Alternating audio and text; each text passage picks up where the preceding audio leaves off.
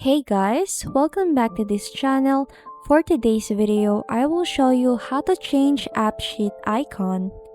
Now first, on your app, what you're going to do is to click on settings, and then from there click on themes and brand, and if you scroll all the way down you will see the app logo. So you can choose different logo in here, but you can also choose the custom one at the bottom part if you want to add the icon from your files.